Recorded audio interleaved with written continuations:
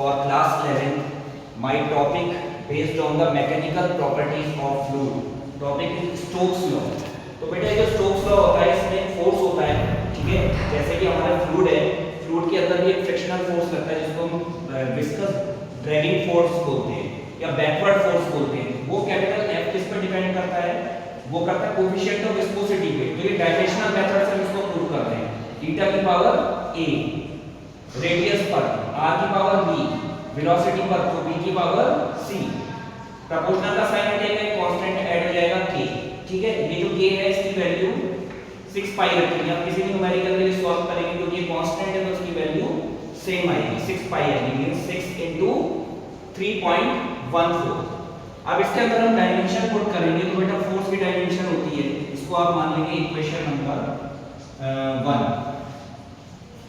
So mlt minus 2 eta coefficient of viscosity का dimension आप prove कर सकते हैं। F is equal to minus का eta a dv upon dx। dv over dx को बोलते हैं वेलोसिटी ग्रेडियंट।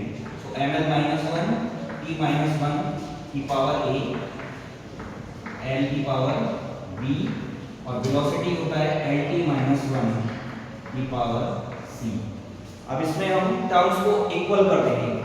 बेस सेम होने पर पावर जो होती है वो इक्वल आ जाएगी। LHS और RHS की पावर को कंपेयर कर लेंगे। So mlt minus 2 is equal to, यहाँ पे आप m के टर्म्स देखेंगे, अगर एक सिंगल टर्म है तो m की पावर हो गया a, 1 into a means a, l की power minus 1 into a means minus a, 1 into b means plus b, multiply में पावर ऐड हो जाती है, l की power 1 into c means plus c, ठीक है। पावर ऐड हो जा रही है, जो साइन होगा प्लस है तो प्लस, माइनस है तो माइनस। t की पावर, हम यहाँ पे आप a के टर्म्स देखेंगे तो दो टर्म्स है, यहाँ पे तो t की power -1 into a means minus a, -1 into c means minus c। Power को कंपेयर कर लेंगे यहाँ से और इसको, LHS और RHS को कंपेयर करेंगे। सो कंपेयरिंग पावर्स, बेटा स्क्रीनशॉट भी आप लेते हैं।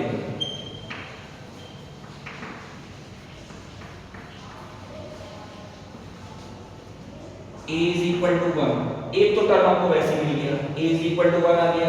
अब यहाँ पे l की पावर है minus a plus b plus c, तो minus a plus b plus c is equal to 1। और t क्या है यहाँ पे, minus a minus c is equal to minus 2। अब इन इक्वेशंस को सॉल्व कर लेंगे। a का टर्म को हमें मिल गया, सो a इज इक्वल टू 1 को हमें मिल गया है, ठीक है।